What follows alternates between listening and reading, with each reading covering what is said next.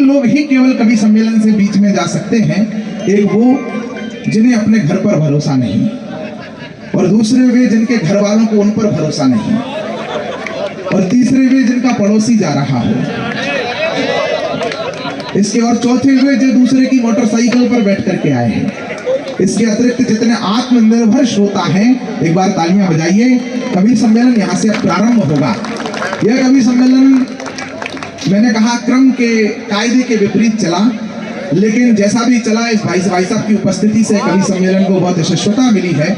मैं अब आप सबसे आग्रह करता हूं कि मैं इस कवि सम्मेलन के मूल स्वरूप को आपको सौंपूंगा। 45 मिनट का समय अब आप इस कवि सम्मेलन को दीजिए और 45 सेकंड एक बार तालियां बजा करके मुझे अनुमति दीजिए कि मैं इस कवि सम्मेलन को प्रारंभ करूं। भारत को अपने प्रत्नों से रत्नों सा जिसने सजा दिया। पूज्य अटल जी की जन्म शताब्दी वर्ष का कार्यक्रम है। पहली 4 पंक्तियां पूज्य अटल जी के चरणों में कि भारत को अपने प्रत्नों से रत्नों सा जिसने सजा दिया, भारत माता के चरणों में सर्वस्व था अपना चढ़ा दिया। यह सारा देश प्रफुल्लित हो करता है जिसका यशगान। भाई साहब बहुत अच्छा प्रस्ताव है आपका, बैठ जाओ ठीक ठाक सब पड़ोस देखकर। आप जिसको ढूंढ रहे हो ना, पीछे देख रहे हो, वो आई नहीं, और जिसको आना था वो आ गया, और कोई नया आने वाला नहीं है। नर्मदा जी के समय आरती कलेक्टर साहब ने इसलिए शुरू की है कि पुण्य कमाओ, ये नहीं कि निगाहों से देखो कौन कौन आरती में आया आज। थोड़ा मूल चरित्र से बाहर निकलो, पुण्य कमाओ। एक पद्मिनी को सुधीर भैया ने कविता सुनाई है। एक पद्मिनी को एक खिलजी ने कांच के टुकड़े में एक बार देखा था। 16,000 रानियों का बलिदान हुआ, 16,000 नारियों का बलिदान हुआ। आज इंस्टाग्राम नाम के इस कांच के टुकड़े में करोड़ों खिलजी, करोड़ों पद्मिनियों को देख रहे हैं। आने वाला समय कितना तबाही का होने जा रहा है। ऐसे समय में हिंदी कविता का मंच है जो आपको आनंद के साथ में सावधानी भी देता है। एक पंक्ति लिखी हमारे जानी वैरागी जी ने, सुधीर भैया एक पंक्ति लिखी, और वो पंक्तियां मंडला को, मातृशक्ति को, मेरे कवित्री बहनें बैठी हैं, कविता करने वाली हमारी आदरणीय रेखा जी और पूरी उनके नुपुर जी और पूरी टीम बैठी है। सबको प्रणाम चरण स्पर्श करते हुए सबसे मेरा बहुत परिचय है निजी तौर पर, सबके क्रम से नाम भी मैं उल्लेखित करना चाहता हूँ। एक पंक्ति लिखी जानी वैरागी ने कि हजारों टुकड़े हुए थे उस मजबूर बाप के, हजार टुकड़े हुए उस मजबूर बाप के, तब जाकर 35 टुकड़े हुए हैं मोहतरमा आपके। तब जाकर 35 टुकड़े हुए हैं मोहतरमा आपके। तो कविता अपने कलेवर में आना चाहती है कि भारत को अपने प्रत्नों से रत्नों सा जिसने सजा दिया, भारत माँ के चरणों में सर्वस्व था अपना चढ़ा दिया। यह सारा देश प्रफुल्लित हो करता है जिसका यशगान, सीमाओं से ऊपर उठकर होता है जिसका सम्मान। जिस नेता सीमाओं से ऊपर उठकर होता है सारा जिसका सम्मान, जिस नेता ने सारी दुनिया में मान बढ़ाया भारत का, जिस नेता ने सारी दुनिया में मान बढ़ाया भारत का, संयुक्त राष्ट्र में दुनिया से यशगान कराया भारत का, संयुक्त राष्ट्र में दुनिया से यशगान कराया भारत का। और पंक्तियां मैंने तब लिखी थी जब भारत रत्न उनको नहीं मिला था। तो मैंने कहा था कि से सर्वोच्च मान के दाताओं, रत्नों की तुम पहचान करो, इस वर्ष उन्हें इस भारत का भारत रत्न प्रदान करो। लेकिन मैं धन्यवाद देता हूं भारत की सरकार को, तो पूज्य अटल जी को उन्होंने भारत रत्न प्रदान किया। वो भारत माता कैसे, उनके जन्म शताब्दी वर्ष का कार्यक्रम है। प्रफुल्ल मिश्रा जी ने बहुत परिश्रम और समर्पण किया है, इस कार्यक्रम को करने के लिए बहुत ऊर्जा लगाई है। मैं पिछली बार आया था तब वो जिले के महामंत्री थे, इस बार आया हूं तो जिले के अध्यक्ष है। कल विजय मरावी जी मैं आपके यहाँ भी आ रहा हूँ, और अगली बार जब आऊंगा तब ये वादा है कि आप वो नहीं रहोगे जो आज हो। इसलिए करो तो करने से अच्छा होता है। ये मेरा आत्मविश्वास है। पंडित जी आपको प्रणाम करता हूँ, आपने मां नर्मदा जी की इतनी प्यारी आरती हम सबके बीच में कराई है। कवि सम्मेलन अपने उस स्वरूप को छूना चाहता है, स्पर्श करना चाहता है, जिसकी क्रम भी है और जिसके साथ अन्याय ये भी हुआ कि आदरणीय हितानंद जी भाई साहब जब बैठे थे तब उनको मुझे गीत पढ़वाना चाहिए था, पर वो जिस तरह के गीत पढ़ती हैं उसका हितानंदी भाई सबसे कोई लेना देना नहीं, इसलिए मैंने उनके सामने सर नहीं बुलवाया। इतना तो मुझे भी जानकारी थी कि जिस भाव के ने गीत पढ़ना है उधर भाई साहब को कोई इससे लेना देना नहीं है, इसलिए मैंने उनके नहीं बुलाया। लेकिन जो वो गीत पढ़ने वाली है मिश्रा जी, उसका आपसे बहुत लेना देना है। इसलिए मैं आपके क्रम पर उनको सौंप रहा हूं।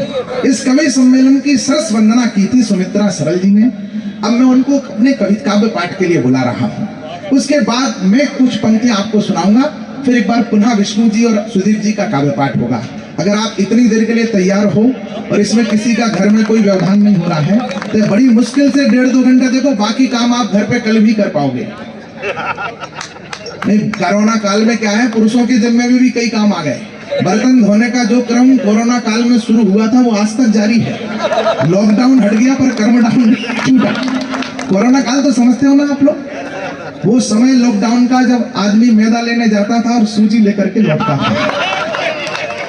पुलिस बैठी है, पुलिस भी हंस रही है इस बात पर, क्योंकि कोरोना काल में डॉक्टर्स और पुलिस दो ने हमारी बड़ी सेवा की थी, आपको पता है। दो लोगों ने इतनी सेवा की थी, इनकी सेवा के लिए एक बार तालियां बजाइए। डॉक्टर्स और पुलिस ने बहुत सेवा की कोरोना काल में हमारी।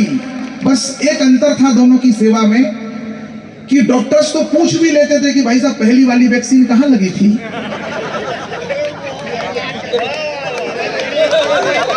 पुलिस वालों ने नहीं पूछा किसी से, जिधर देखा उधर ही सैनिटाइज कर दिया।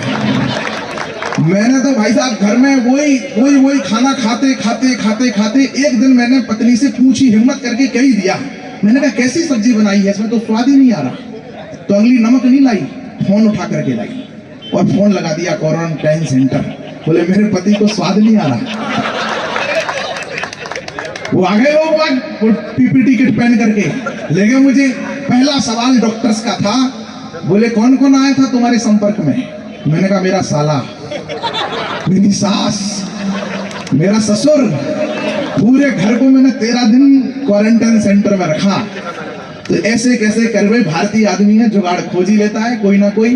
तो अब आपको जिस कवित्री को मैं बुला रहा हूं, भाई साहब आप जिधर बैठे हो उधर से तो आपको दिखाई नहीं देगी वो। आप कितने सुंदर तो आपके बाल हैं, आप सामने बैठिए ना भाई साहब। और मैं आपको इधर से देख ही रहा हूं जब से बैठा हूं, और मैं ये सोच रहा हूं कि आप पुरुष होकर के इतने सुंदर हो। पुरुष ना होते तो कितने सुंदर होते। थोड़ा सरल सहज हो जाइए, कवि सम्मेलन को अपने रस रंग में लाइए।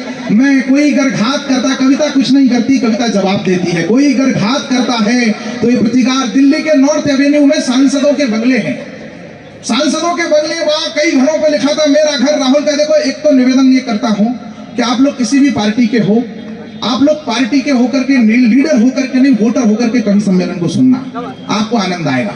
अगर किसी पार्टी के आपने सदस्यता ले रखी है तो थोड़ी देर के लिए इस्तीफा दे दो, फिर मिस कॉल मार लेना, फिर ज्वाइन करके जान चले जाना, कोई फर्क नहीं पड़ेगा। कविता का आनंद ले लोगे, कवि सम्मेलन का आनंद ले लोगे। तो दिल्ली में हम और सुदीप भाई किसी के घर पे चाय पीने गए, नॉर्थ एवेन्यू में सांसदों के बंगले हैं, वहां घरों पे लिखा था, कई घरों पे मेरा घर राहुल का घर, मेरा घर राहुल का घर। तो मैंने पूछ लिया इतने घर एक आदमी को कैसे मिल सकते हैं सांसदों के। तो मैंने पूछ लिया भाई साहब गेट खटखटा के, ये किसका घर है। तो बोले हमारा नाम, उन्होंने कुछ बताया। तो मैंने कहा इस पर राहुल का घर लिखा है। बोले हमारे नेता का घर छीन लिया सरकार ने, इसलिए हम उन्हें नैतिक समर्थन देने के लिए हमने अपने घर पे लिखवाया है कि मेरा घर राहुल का घर। हमने कहा है तो उनके पास घरवाली भी नहीं। देखो, कवि सम्मेलन सुनने के लिए 12वीं पास होना जरूरी है। अच्छा लगे तो आज ही हंस लेना, आज ही ताली बजा लेना। कल आप चौराहे पर अगर हंसते हुए पाए गए, यार कवि ने बढ़िया बात करी थी, तो लोग, अगर कल आप कहीं ताली बजाते हुए पाए गए, हंसते हुए पाए गए, तो लोग पता नहीं आपको क्या समझ लेंगे। इसलिए आज के हिस्से की तालियां आज ही कर लेना, अपने हिस्से की तालियां आप ही कर लेना। क्योंकि ये मत सोचना कि मेरा भाई बजा रहा है तो मैं क्यों बजाऊं, इसी चक्कर में तो 400 पार नहीं हुए। तो आप लोग कोशिश करिएगा। मैं कवित्री को आपके बीच में आमंत्रित कर रहा हूं। सुमित्रा जी परिचय लेकर के बिल्कुल उत्कृष्ट होने की मुद्रा में विराजमान है, वो उठने के लिए तत्पर बैठी है। मैं ही देर लगा रहा हूं इसलिए कि ये भाई साहब बैठ जाएं। जब तक ये बैठेंगे नहीं मैं इनको बुलाऊंगा नहीं, और वो ये सोच रहे हैं कि मैं बैठ गया तो मुझे दिखाई नहीं देंगी। तो ये बाधा है। आपका करवा चौथ कैसे पूरा होगा मुझे नहीं पता, लेकिन मैं 4 पंक्तियों से आपकी तरफ से, मंडला की तरफ से बुला रहा हूं सुमित्रा जी को कि गीत गालूंगा। शारदा प्रसाद मनोज जी 2 पंक्तियां लिखते हैं, अगर आपकी तरफ से मैंने सुमित्रा जी को भेजी हो तो इस डाकिये के लिए आपकी तालियां बज जाएं कि गीत गालूंगा। भाई साहब आप तो बजाओ मत ताली, भगवा कुर्ता पहने हो आप।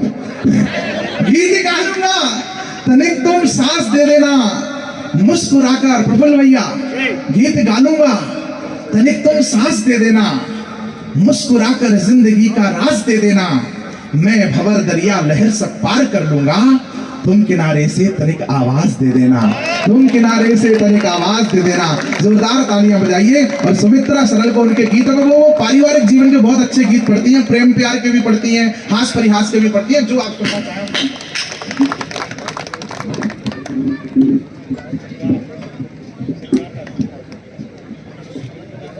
कवि सम्मेलन तो हो चुका है। मैं सौभाग्यशाली हैं, आपको इतने धर्मनिष्ठ, कर्मनिष्ठ और संस्कृति निष्ठ जिलाधीश भी मिले हैं जो आपकी मंडला की परंपराओं को समृद्ध करने में अपनी सतत साधना कर रहे हैं। एक बार पूरा सदन, एक बार उनके सम्मान में, उन्होंने इस महफिल को बहुत गरिमा दे रखी है, एक बार उनका सम्मान करिए। और बीच में कुछ 3-4 लोग जा रहे हैं, बस उनसे मैं ये कहता हूँ कि हमें छोड़कर आप गए तो हम भी ये कह जाएंगे, बीच भंवर में साथ छोड़ने वाले भी बह जाएंगे, बीच भंवर में साथ छोड़ने वाले भी बह जाएंगे। यदि युद्ध में अर्जुन बनना है तो पूरी बात सुनो, अर्ध कथाएं सुनने वाले अभिमन्यु रह जाएंगे, अर्ध कथाएं सुनने वाले अभिमन्यु रह जाएंगे। 2 बच्चों को आपके घर में अगर 2 बालक हों, 2 बालिकाएं हों, तो आप एक प्रयोग कर लीजिएगा। एक को वर्ष भर जितने भी कवि सम्मेलन होते हैं उसकी 18 वर्ष की आयु तक उसे कवि सम्मेलन सुनाइए, साहित्यिक कार्यक्रम सुनाइए। एक को इन कार्यक्रमों से दूर रखिए, उसे अंग्रेजी माध्यम और फ्रांस माध्यम, फ्रेंच माध्यम, जिस माध्यमों में पढ़ाना है पढ़ाइए। 20 साल बाद दोनों के व्यक्तित्वों का मूल्यांकन कर लेना। कवि सम्मेलनों में आने वाले बालक व्यक्ति नहीं बनेंगे, व्यक्तित्व बनेंगे। ये अंतर है, ये हिंदी कविता का चमत्कार है। इसलिए आप सब जो लोग यहाँ पधारे हैं, किसी शहर में बुद्धिमानों की गणना करनी हो तो एक एक आदमी की गणना करेंगे और एक को छोड़ देंगे तो बुरा मान जाएगा, भाई साहब आप मुझे बुद्धिमान नहीं समझते। उसके लिए ऐसा करना पड़ता है कि शहर में कवि सम्मेलन कराओ और जितने वहां पहुंच जाएं उन्हें बुद्धिमान समझ लो। तो आप शहर के सबसे बुद्धिमान श्रोता हो और मैं इन कवियों का आपके समक्ष लाने के लिए प्रस्तुता हूं। मैं बड़ा संकोची कवि हूं, मैं बोलता हूं तो मुझे ऐसा लगता है कहीं ऐसा ना हो मैं ज्यादा बोल जाऊं, इसलिए थोड़ा सा आपकी तालियों पर चलता हूं। सब कवियों को मैंने एक बार पढ़वा दिया है, अगर आप सब मुझे भी 10 मिनट का समय दे दें, मैं 10 मिनट आपके समक्ष कुछ मैं भी बोलना चाहता हूँ। कलेक्टर साहब ने ताली नहीं बजाई, वो सोच रहे होंगे तो मैं ताली बजा दूंगा तो ज्यादा बोलेगा, लेकिन नहीं, मैं फिर भी 10 मिनट ही बोलूंगा। और 10 मिनट मेरे हो जाएं तो आप मुझे बता दीजिएगा कि बस हो गया, ठीक है? आप घड़ी देखो, मैं शुरू। 20 मिनट वाह भाई साहब मिश्रा जी, आपने जिस अंदाज में कहा 20 मिनट, मुझे ऐसा लगा जैसे आप शहजादे सलीम हम अनारकली। 20 मिनट आपकी अद्भुत भोजन कराया आपने, भाजी खिलाई, मैंने बोले क्या खिलाए, पनीर की सब्जी, मैंने कहा यहाँ का श्री अन्न खिलाइए कवियों को। मंडला ने जिस श्री अन्न को पूरे देश में पहचान दी है, मैंने कहा वो रागी की रोटी खिलाइए, वो मक्का की रोटी खिलाइए, ज्वार बाजरा खिलाइए, यहाँ का साग खिलाइए, भाजी खिलाइए और कुछ मत खिलाइए। तो उन्होंने मेरे हम कवियों के लिए व्यवस्था की, हम उनके प्रति आभारी हैं। प्रफुल्ल भैया आपकी बहुत बढ़िया व्यवस्था है, मैं आपका अभिनंदन करता हूँ। हमारा धर्म है कि हम सनातन धर्म को समझे, बिल्कुल औपचारिकताएं नहीं निभाऊंगा, संस्कृति के प्रवाह के तट पर हूं। अब यहां से सुमित शुरू हो रहा है, लाज रख लेना मेरी। देवियां बहनें बैठी हैं, बेटी सुना करके गई है, इस संसार की सृष्टा हो तुम, देवी हो युग दृष्टा हो तुम, आदि हो तुम अंत तुम ही हो, दिग हो और दिगंत तुम ही हो, बहुत बढ़ चुकी भारत माँ की, संभव हो तो पीर बचा ले, हे नारी तू नीर बचा ले, भारत की तस्वीर बचा ले।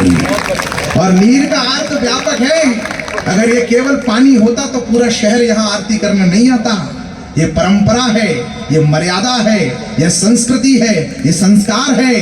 तो कौन से नीर बचाने की बात कर रही है ये कविता?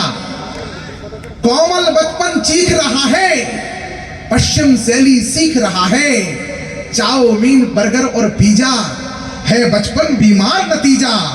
जिससे हो मुझे बताइएगा कि यहाँ से श्री अन्न ने पूरे देश में पहचान प्राप्त की है कि चाउमीन बर्गर और पिज्जा है बचपन बीमार नतीजा। जिससे हो बलवान पुनावे, दलिया खिचड़ी खीर बचा ले, हे नारी तू नीर बचा ले। हे नारी तू नीर बचा ले, भारत की तस्वीर बचा ले। 2 बेटियों का पिता हूं, 5 बहनों का भाई। बेटियों से कह दो कि ऐसा मत करो, ये मत करो, तो आजकल फेमिनिज्म का जमाना है, सवाल पूछे जाते हैं। हमने कोई गलती की है तो हमारे ऊपर प्रतिबंध लगाए जा रहे हैं, और किसी पिता के पास, किसी भाई के पास ये उत्तर नहीं होता, क्योंकि हमारी बेटियों ने कोई गलती नहीं करी।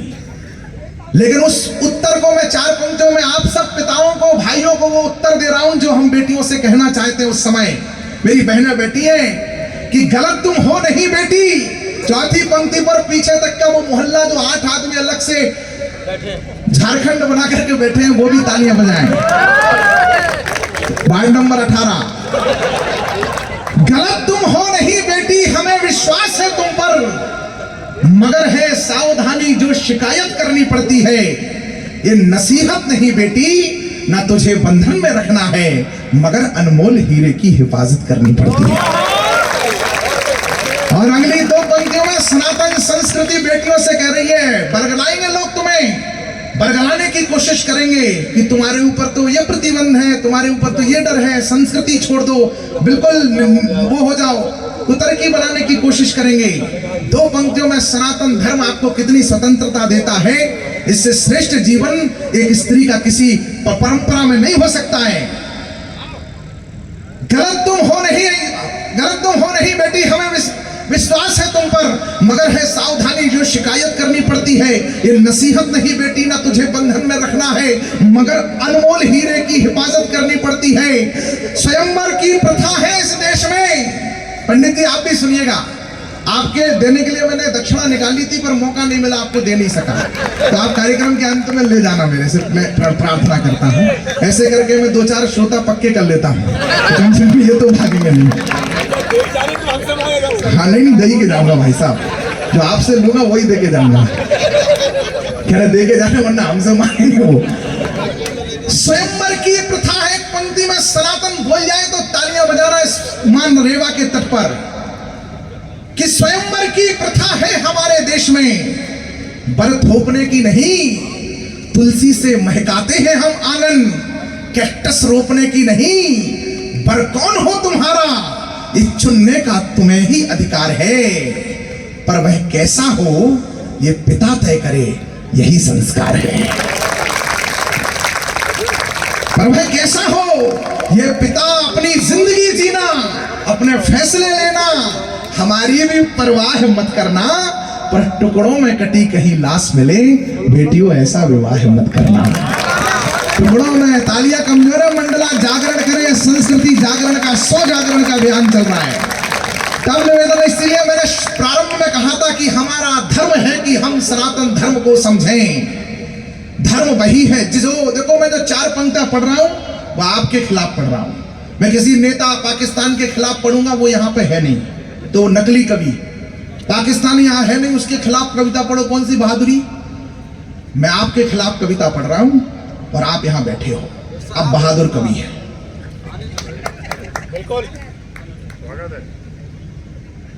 धर्म वही है। धर्म क्या है? धर्म वही है जिसको धारण करके जीना होता है। त्रिवेणी के तट से कलेक्टर साहब यहां पर हैं,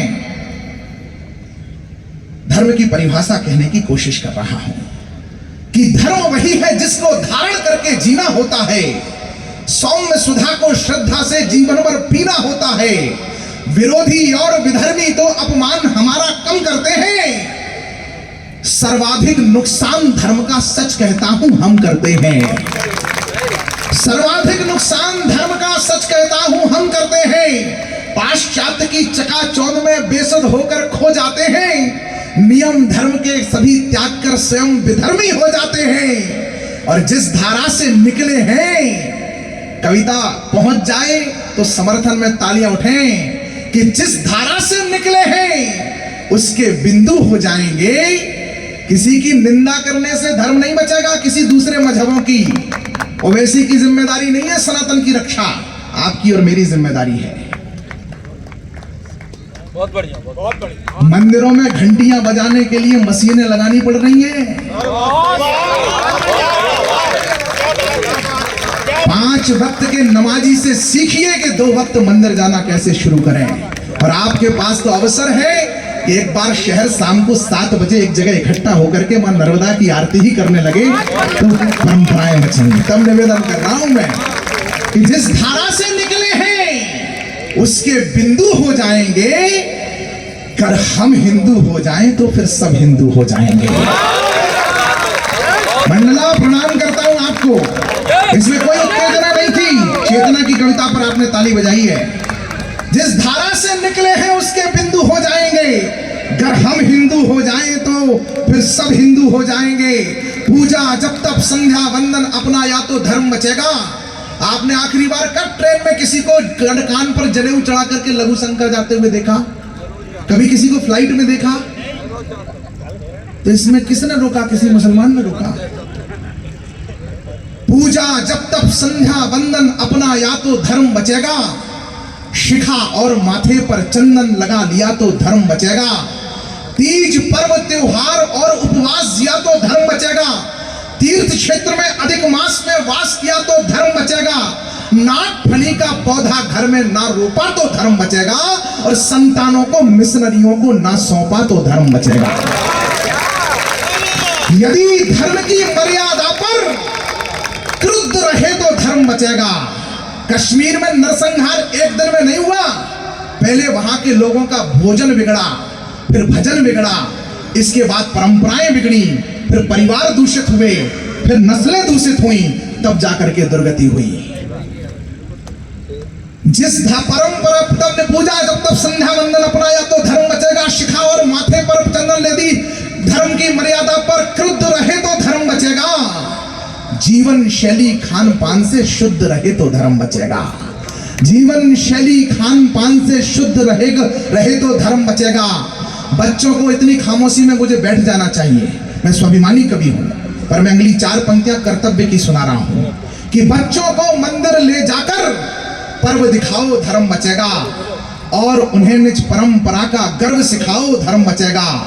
और उन्हें निज परंपरा का गर्व सिखाओ धर्म बचेगा। पश्चिम का पथ पूर्व दिशा में मोड़ दिया तो धर्म बचेगा। और धर्म और विज्ञान एक संग जोड़ दिया तो धर्म बचेगा।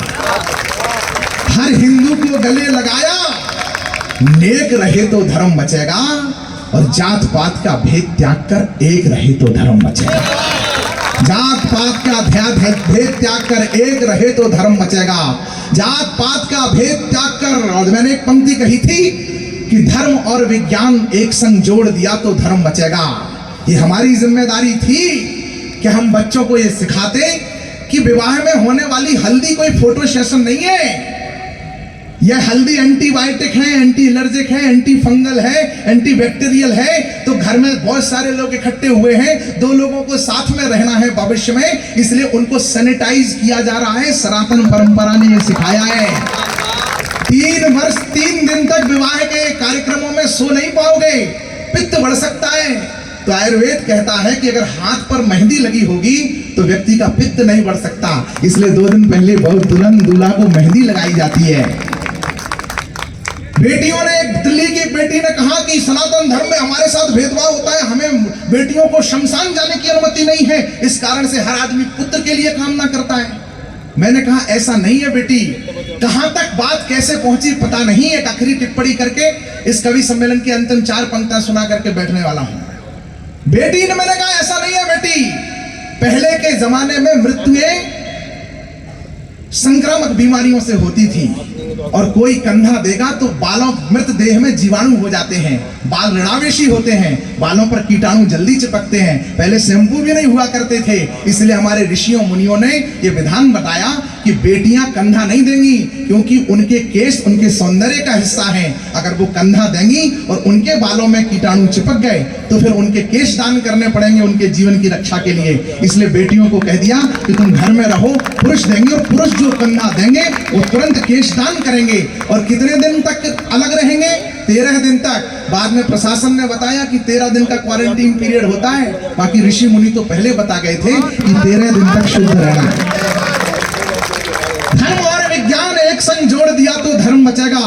देशभक्ति अब यह है कि हम निज भाषा उपयोग करें, स्वदेशी जीवन शैली हो, स्वदेशी उपभोग करें। मैं बड़ा लोकतांत्रिक कवि हूँ, कविता जैसे ही तालियां कमजोर होती है मैं समझ जाता हूं और अंतिम 4 पंक्तियां सुनाने लगता हूं कि देशभक्ति अब यह है कि हम निज भाषा उपयोग करें, स्वदेशी जीवन शैली हो, स्वदेशी उपभोग करें, बिजली पानी ईंधन को हम तनिक नहीं बर्बाद करें। ऐसा कुछ करने से पहले भारत माँ को याद करें दुश्मन को हम, और राष्ट्रद्रोह पर चोट करें, जातिवाद से ऊपर उठकर राष्ट्रवाद पर वोट करें। जातिवाद से ऊपर उठकर राष्ट्रवाद पर वोट करें। जातिवाद से एक 18 साल के लड़के ने पूछा था, भाई साहब मैं पहली बार वोट करने जा रहा हूं, किसको वोट करूं? तो मैंने 4 पंक्तियां सुनाई थी और आपको भी सुना रहा हूं कि ऐसा करना, बहुत वायरल हुई थी कि ऐसा करना भाई जिसमें मान तुम्हारा हो, सारा भारत जय बोले जयगान तुम्हारा हो, आने वाले वर्षों में तुम्हारे ही पास रहे जो भी अब तक प्लाट और मकान तुम्हारा हो। भारत के गौरव, इतनी तालियां वहां भी बजी थी 22% लोगों की, और मैं 100% का कभी हूं, पिछली बार बताया था 100% लोग ताली जब तक नहीं बजाते मैं जाता नहीं, इसलिए 100% आप मत कोशिश करो पंडित जी, मैं कोशिश करता हूं, मुझे पैसे मिले कोशिश करने के, मैं कोशिश करता हूं। अगली 4 पंक्तियां फिर पढ़ता हूं कि भारत के गौरव गरिमा के ग्रंथ की रक्षा हो, धर्म सनातन की रक्षा, हर पंथ की रक्षा हो, दिग्वी रहे सुरक्षित और दिगंत की रक्षा हो, ऐसा बटन दबाना तुम की संत की रक्षा हो, ऐसा बटन दबाना तुम की संत की रक्षा हो। और 4 पंक्तियां मुझे याद आ रही है, प्रयाग गया था मैं, आप भी गए होंगे, कोई घाट दिखा वहां पर ब्राह्मणों का अलग, क्षत्रिय का अलग, वैश्यों का अलग, शूद्रों का अलग दिखा? मुझे भी नहीं दिखा। मजहबों में भी जातियां हैं पर उस पर ना कोई बात होगी, सिर्फ सनातन एकता पर घात पर फिर घात होगी। मां भारती के रक्त के बिंदु को गिनना चाहते हैं, जातियों में बांट वो हिंदू को गिनना चाहते हैं। सरहदों के पार से चल रहे इस तंत्र को जानना पहचानना होगा हमें षड्यंत्र को। वर्ण संकर सत्यता की बात क्या बतलाएंगे, अगर हमने उनसे पूछ ली वो बात क्या बतलाएंगे, हमने उनसे पूछ ली वो जात क्या बतलाएंगे। और देश धर्म की रक्षा हेतु खड़ी जो सबसे अगड़ी थी, भारत का सम्मान बचाया वो गुरुओं की पगड़ी थी। तो बिन पगड़ी के भारत सुना, कोई भूमिका नहीं बनाऊंगा, अगली पंक्ति पर आपको उठाना है कि बिन पगड़ी के 20 लाख वोट मिले देश बांटने की बात करने वाले को चंडीगढ़ में, कि बिन पगड़ी के भारत सुना, ये संकल्प हमारा है, खालिस्तान मत मांगो हमसे हिंदुस्तान तुम्हारा। हमसे जो भी भूल हुई हो बोलो अभी सुधार करेंगे, बड़ा भाई माना है तुमको वैसा ही सत्कार करेंगे। पर जिस नाते जिस कारण से हम दोनों का इतना पावन नाता है, वह वसुधा सदा अखंड रहे जो अपनी भारत माता है, वह वसुधा सदा अखंड रहे। इसलिए भारत के गौरव गरिमा के ग्रंथ की रक्षा हो, धर्म सनातन की रक्षा, हर पंथ की रक्षा हो, दिग्वी रहे सुरक्षित और दिगंत की रक्षा हो, ऐसा बटन दबाना तुम की संत की रक्षा हो। मठ मंदिर के शिखर नींव पाषाण की रक्षा हो, शिलालेख पर लिखे हर परिमाण की रक्षा हो, शिलालेख पर लिखे हर प्रमाण की रक्षा हो, दिव्य भव्य मंदिर के हर परिमाण की रक्षा हो, राम जन्मभूमि के नवनिर्माण की रक्षा हो। राम जन्मभूमि के नवनिर्माण 66% लोगों की तालियां बजी हैं, पर मैं 100 पर आप मत कोशिश करो, मैं करता हूं जितनी अपने आप बजे वो बजाना मैं कोशिश करता हूं कि घर भी बने गरीब का, घर भी बने गरीब का, कुटिया की रक्षा हो। अब भूल जाना कोई भेदभाव जाति पंथ मजहबों का, क्योंकि केवल श्रद्धा खतरे में नहीं है, आसिफा भी खतरे में है। इसलिए यहां पर उपस्थित 100% लोगों की तालियां चाहिए कि घर भी बने गरीब का, कुटिया की रक्षा हो, मंदिर तिलक कमंडल और चुटिया की रक्षा हो, खेत पर सोते किसान की खटिया की रक्षा हो, ऐसा बटन दबाना की बिटिया की रक्षा हो, ऐसा बटन दबाना की बिटिया की, ऐसा बटन दबाना की बिटिया की रक्षा हो। 1 इंच ना भूमि मरु हो, 1 इंच ना भूमि मरु हो, किस लिए दबाना है? 1 इंच ना भूमि मरु हो, ऐसा बटन दबाना, हरियाता हर एक तरु हो, ऐसा बटन दबाना, दुनिया भर के दादा आकर श्रद्धा से झुक जाएं, भारत माता विश्व गुरु हो, ऐसा बटन दबाना, भारत माता विश्व गुरु हो ऐसा बटन दबाना। इसलिए जातिवाद से ऊपर उठकर राष्ट्रवाद पर वोट करें। यह समय देश की दौलत है, क्षण भी ना बेकार करो। ऊंचे ऊंचे सपने देखो, सपनों को साकार करो। कहा विवेकानंद ने जैसा लक्ष्य महान बनाए हम, सारे जग में सबसे अच्छा हिंदुस्तान बनाए हम। इसीलिए है राम के बेटो कर्म के पथ को अपनाओ। राम स्वयं है रूप धर्म का, धर्म के पथ को अपनाओ। और नहीं अपनाया तो क्या होगा? कभी सम्मेलन हो जाएगा, घर चले जाएंगे, ऐसा नहीं है।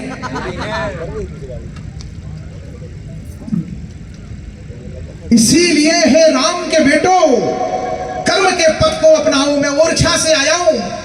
ओरछा में वहां के राजा हुए मधुकर शाह। मधुकर शाह महाराज के पास अकबर का संदेशा पहुंचा कि कोई भी राजा मेरे दरबार में आएगा आज के बाद तो अपने माथे पर तिलक लगा करके और गले में माला पहन करके नहीं आएगा।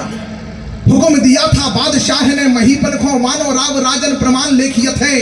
चंदन चढ़ाए पद देवता के बंधन खो, देहों सिर दाग जहां रेखा रेखियत है। मस्तक तोप से दाग दिया जाएगा किसी भी राजा का अगर माथे पर तिलक आ गया तो। सुनो कर गए भाल छोड़ छोड़ कष्ट माल, दूसरो दिनेश तहा कौन पेखियत है। सोहत टिकैत मधुशाह अनियारो जिम, नागन के बीच मनियारो सोहियत है। एक राजा केवल अकबर के दरबार में अपने माथे पर तिलक लगा करके पहुंचे, जिनका नाम था मधुकर शाह है, और बैठ गए माला पहन करके। जो सुनाने जा रहा हूं अगले 60 सेकंड में आपके हाथ थ्रिल हो जाएंगे, आपकी आत्मा कांपेगी। वह दृश्य अनुभव करिएगा जिसके ऊपर सुप्रीम कोर्ट भी नहीं है। शहंशाह हिंदुस्तान तिलक विचित्र ओरछा के नर नाह का, देख चकराया चित्त अकबर शाह का। बोला तुम्हें प्राणों से प्यार नहीं है? जो मधुकर शाह महाराज ने उत्तर दिया, आपके हाथ खुलेंगे इस बात पर। मधुकर शाह महाराज ने प्रफुल्ल भैया कहा कि जहांपना प्राणों से प्यार किसे नहीं होता, पर धर्म मुझे प्राणों से 1000 गुना प्यारा है। धर्म मुझे प्राणों से 1000 गुना प्यारा है। धर्म ही तो लोक परलोक का सहारा है। धर्म दिव्य दीपक है, मोक्ष मार्ग राह का। अभी तक जिन्होंने कवि सम्मेलन में एक भी ताली नहीं बजाई, उनके भी हाथ में स्वाभिमान की तालियां चाहता हूं कि धर्म दिव्य दीपक है, मोक्ष मार्ग राह का। धर्म से बड़ा नहीं है हुक्म बादशाह का। धर्म से बड़ा नहीं है हुक्म बादशाह का। जीते जी कदापि कभी धर्म को ना छोड़ूंगा, और मुख अपने कभी धर्म से ना मोड़ूंगा। तिलक लगाना धर्म मेरा है सदा ही से, धर्म छोड़ सकता नहीं मैं हुक्म शाही से। सन्नाटा छा गया सभा में। सारे राजाओं ने मधुकर शाह महाराज की जय बोली। भाई साहब क्या हो गया? अचानक से आप उठे ना, ऐसे एक बार सिरसा में भी एक आदमी उठा था, चौधरी, लठ लेकर के भाई साहब हाथ में। तो मैं हाथ जोड़ लिए। मैंने कहा भाई साहब कोई गलती हो गई क्या? बोले नहीं नहीं, तू तो कविता पढ़, मैं तो उसे ढूंढ रहा हूं जिसने तुझे बुलाया है। तो कोई दिक्कत हो रही हो भाई साहब तो प्रफुल्ल भैया है। तिलक 1 2 4 पंक्तियां और सुन लीजिए, आपको आनंद आ जाएगा। तिलक विचित्र ओरछा के नर नाह का, देख चकराया चित्त अकबर शाह का। धर्म मुझे प्राणों से 1000 गुना प्यारा है। धर्म ही तो लोक पर लोक का सहारा है। धर्म दिव्य दीपक है, मोक्ष मार्ग राह का। धर्म से बड़ा नहीं है हुक्म बादशाह का। जीते जी कदापि कभी धर्म को ना छोड़ूंगा, और मुख अपने कभी धर्म से ना छोड़ूंगा मोड़ूंगा। तिलक लगाना धर्म मेरा है सदा ही से, धर्म छोड़ सकता नहीं मैं हुक्म शाही से। और सन्नाटा छा गया सभा में। तो अकबर बोला कि सन्नाटा सभा का तोड़। काम तो बढ़िया कर रहे हो आप लोग, पर टाइमिंग बहुत गलत है। कि सन्नाटा सभा का तोड़, बोला शब्द वाह वाह। ऐतिहासिक घटना है, आपके हाथ खुले। कि सन्नाटा सभा का तोड़, बोला शब्द वाह वाह। वाह मधुकर शाह, वाह वाह वाह वाह। आपने ही नित्य नियम अपना निभाया है, जान पर खेल करके तिलक लगाया है। तिलक बिना है राजा महाराजाओं का समाज, लेकिन टिके सिर्फ एक सच्चे आफरी। आज आफरी हूं आपकी अनोखी आन बान पर, इसमें जरा भी नहीं मेरे छल छंद है।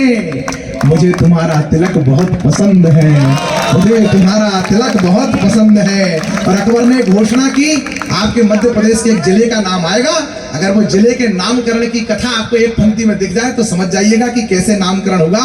उस जगह का नाम था सुंदर नगर। अब अकबर ने घोषणा की, शहंशाही हिंदुस्तान तत्कालीन, कि आपके ही नाम से लगाया अब जाएगा, मधुकर शाही यह टीका कहलाएगा, सम्मान तुम्हारा दुनिया में अब और अधिक ही बड़ होगा, तुम कहलाओगे टीकम शाह और नगर टीकमगढ़ होगा, तुम कहलाओगे टीकम शाह और नगर टीकमगढ़ होगा। तो मित्रों, ऐसे बसते हैं धर्म संस्कृति, इसीलिए है राम के बेटो। अब मंडला के अपने लोगों से मैंने कहा कि अब मैं 1-2 साल नहीं आऊंगा आपके बीच में, रोज अगर मिलते रहे तो प्यार कम हो जाएगा, इसलिए 1-2 साल के हिस्से के मैं आपसे कुछ झोली फैला करके मांग के ले जा रहा हूं। पैसे तो मेरे इनने ऑनलाइन कर दिए थे पहले ही।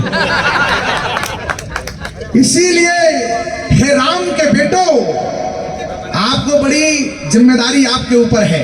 कलेक्टर साहब भी कुछ वर्षों में चले जाएंगे, हम आज ही चले जाएंगे, लेकिन यह परंपराओं को जीवित रखना आपका काम है, इसलिए आपसे कुछ मांग के जा रहा हूं।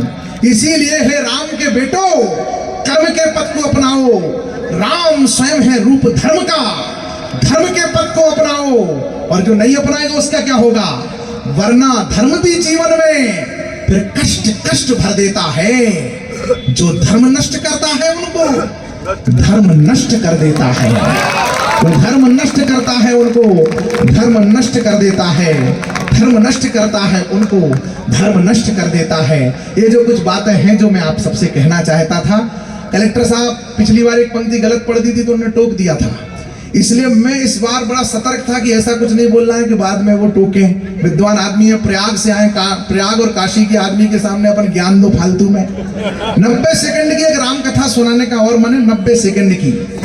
एक बच्चे ने, एक स्टेशनरी से भूमिका है उसकी, स्टेशन पर एक बाबा जी बैठे थे, जैसे पंडित जी बैठे और रामचरितमानस पढ़ रहे थे। एक नवविवाहित जोड़ा जा रहा था स्टेशन पर, तो उसने पूछ लिया, पंडित जी क्या है इस कथा में जो पढ़ रहे हो? तो उन्होंने कहा, क्या है इस कथा में ये तो पता नहीं, पर क्या नहीं है ये भी नहीं पता।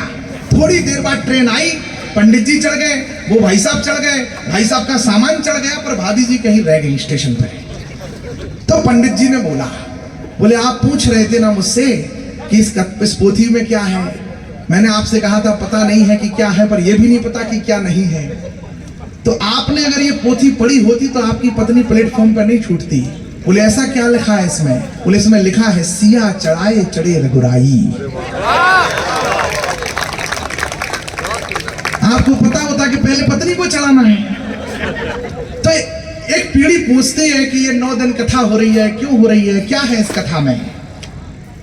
आपके तो संस्कार अच्छे हैं, पर कुछ लोग पूछते हैं। वो प्रजाति जिसको पता देख करके पता नहीं लगता महानगरों में कि इसकी बारात आएगी कि जाएगी, उस प्रजाति के किसी लड़के ने पूछा कि क्या है इस कथा में।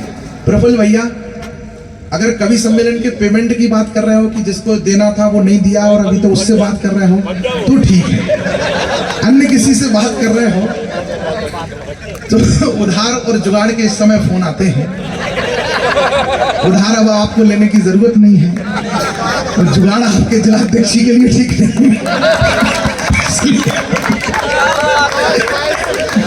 इसलिए कोशिश करो कि इस फोन को आप और जिलाध्यक्ष आप बैठे हो, कलेक्टर साहब यहाँ बैठे हैं, पर कौन सी व्यवस्थाएं आप देख रहे हैं?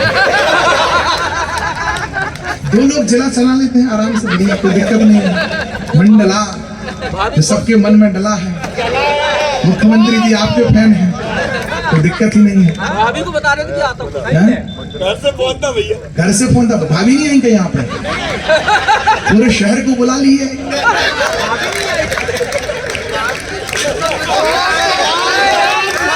पूरे सच्चे दरबार की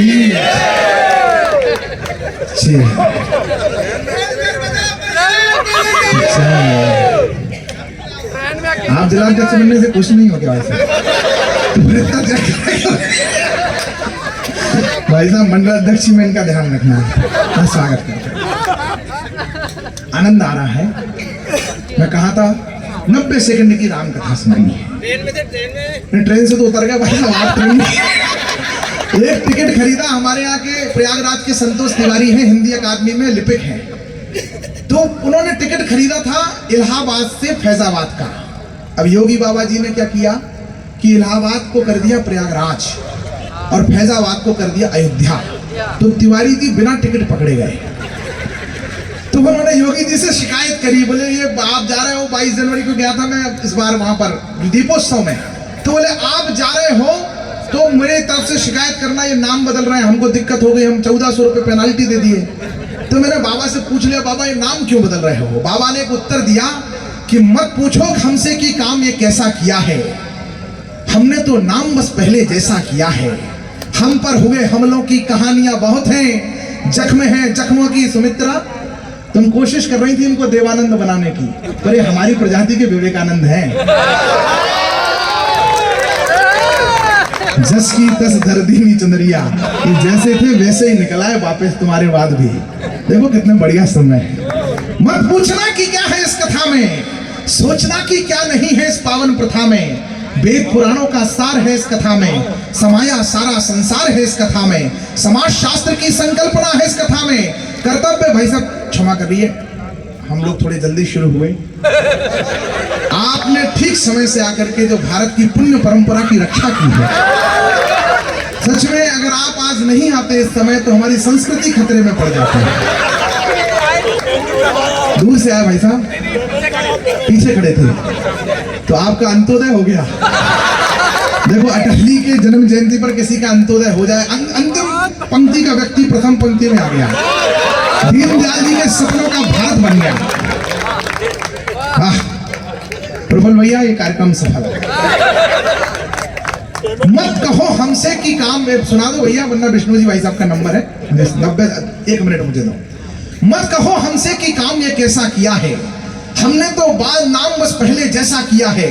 हम पर हुए हम लोग ये जूनियर बीपरा क्या कर रहे हैं यहाँ पर?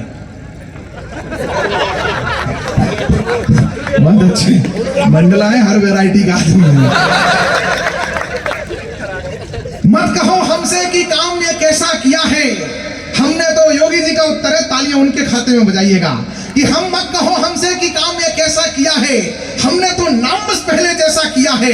हम पर हुए हमलों की कहानियां बहुत हैं, जख्म है जख्मों की निशानियां बहुत हैं। कहाँ है हस्तिनापुर, कहाँ है कर्णावती, कहाँ है भाग्यनगर, कहाँ है लक्ष्मणपुर। मार्ग जो भी रुद्ध है, एक सन्यासी के संकल्प में मंडला की सहभागिता देखना चाहता हूं कि मार्ग जो भी रुद्ध है उसको प्रशस्त करना है। थोड़ी देर रुको, दिल्ली को इंद्रप्रस्थ करना है। थोड़ी देर रुको, दिल्ली को इंद्रप्रस्थ करना है।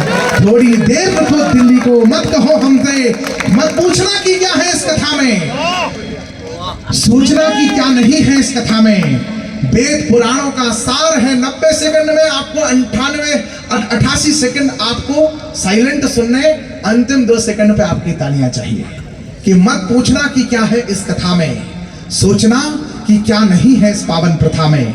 वेद पुराणों का सार है इस कथा में, समाया सारा संसार है इस कथा में। समाज शास्त्र की संकल्पना है इस कथा में, कर्तव्यपूर्ण जीवन की कल्पना है इस कथा में, मित्रता के मंत्र है इस कथा में, विज्ञान के अकल्पित यंत्र है इस कथा में, परिवार का प्रबंधन है इस कथा में, स्नेह का सुबंधन है इस कथा में, नीति शास्त्र की नीतियां है इस कथा में, अनुकरणीय युग नीतियां है इस कथा में, दर्शन शास्त्र का दर्शन है इस कथा में, जीवन पथ का प्रदर्शन है इस कथा में, अध्यात्म की अवधारणा है इस कथा में, धर्मयुक्त धारणा है इस कथा में, श्रेष्ठतम साहित्य है इस कथा में, हिंदू से आदित्य है इस कथा में, प्रेम की परिणति है इस कथा में, शत्रुता की भी सदगति है इस कथा में, अर्पण है इस कथा में, तर्पण है इस कथा में। श्रद्धा से श्रवण करना तो जानोगे संपूर्ण जीवन का तर्पण है इस कथा में।